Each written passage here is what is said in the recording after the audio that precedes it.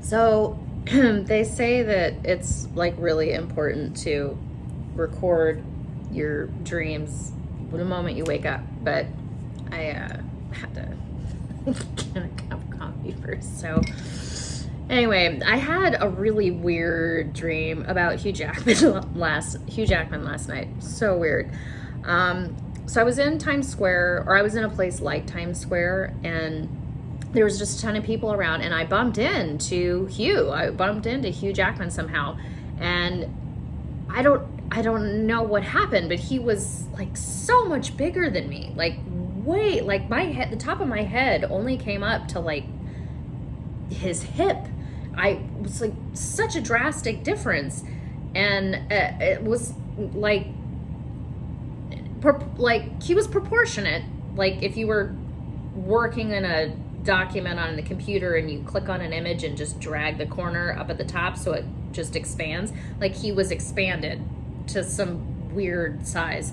So I exclaimed, I looked at it and I was like, biscuits and gravy. I was like, you're huge. It was very like old Batman and Robin moment, like, quick, Robin, pass me the giant repellent. You know, he was so big, and I said, you're so much bigger in person. I was just like beside myself with how like freakishly huge he was. It was the strangest thing.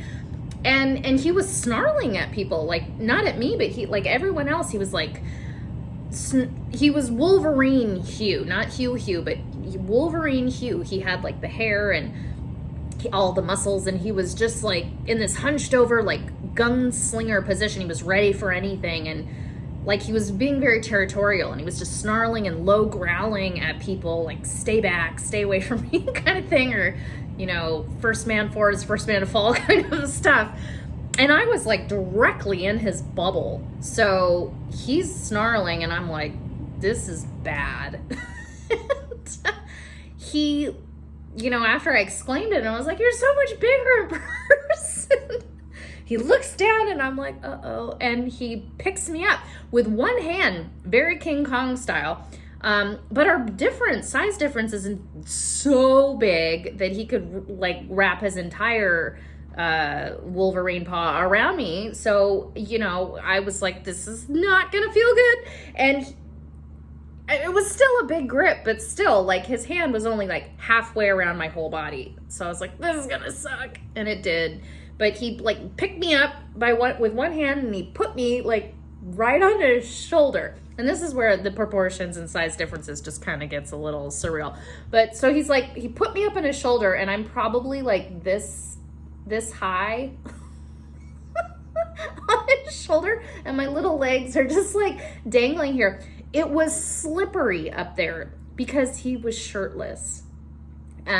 Again, Wolverine, you know, he was no shirt, the jeans, cowboy boots, the hair, or whatever. Didn't see any claws, but he was ready for anything. And so it was really slippery up there, and I was like, oh my God, I'm gonna fall off. And I, you know, sitting on his shoulder, I was like, I don't know where to grab. I was like, because I didn't want to grab his chops.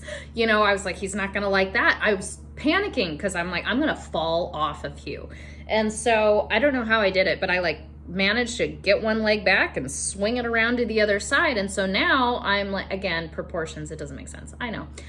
Now I got one leg dangling on either little side like a little kid, and again, still slippery, he's sweaty. I'm like, what am I gonna do to hold on? And so like the first thing I thought was to, you know, put my hands around his face like little kids do. They hold their dad's face when they're up there.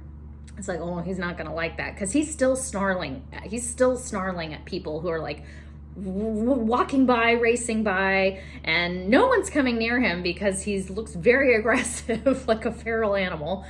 And so I do the next best thing, and I grab onto the top of his ears like little girl bicycle handles with the little streamers coming down. I like grip on to the to the tops of his ears. So that's where I'm holding on, and my little legs are just dangling on the side of his neck. And And then my next thought, I had this vision of a rabid dog that had like something tied around its neck that it didn't want there. And you know how they kind of like, they find a way to get a hold of it and then they rip it to shreds. And I just panicked. I was like, oh my God, is he going to eat my legs? And so I just, you know, it was a moment of survival. And I was like, I got to get off of Hugh. Like, I got to get off of Hugh. That's the priority. So I swing my legs back behind, and at that point I just can't really hold on to his ears anymore. So I'm like sliding down Hugh and down the back, sweaty back, and it's not particularly hairy. There's like one hair here, one there, or whatever. But I was like, fuck, I can't grab onto those. I pluck it right out with my full body weight. And I was like, then he'd really be mad. I was like, oh my God, this is so dangerous. And sliding down Hugh, and kind of, I'm crying a little bit. I'm like, ah! Like, as I'm sliding down his sweaty back, and I'm looking where I'm going, and I'm really lined up. I'm directly in line with Hugh's crack. And so I'm freaking out. I'm like, no, not the crack. And I'm sliding down, and I'm just descending, and that's where I go. So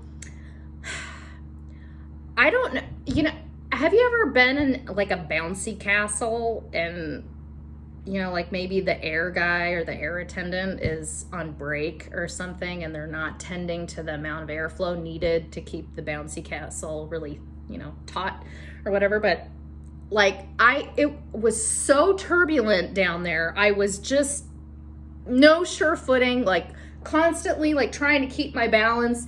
And again, like the size proportions, like I don't know if he got bigger during my descent into the crack, but my whole foot just like disappeared in Hugh's crack. It just like vanished.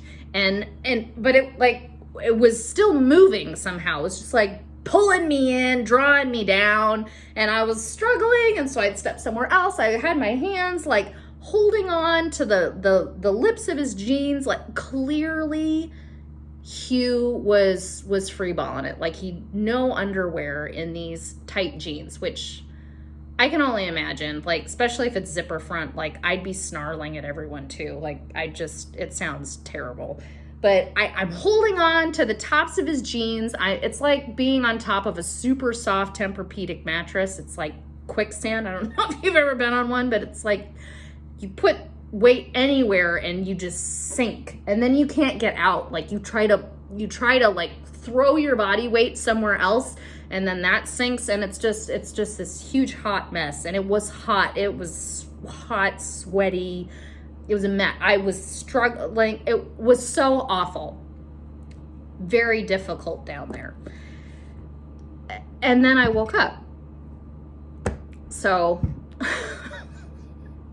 I woke up during the struggle of Hugh's Great Divide, I guess. So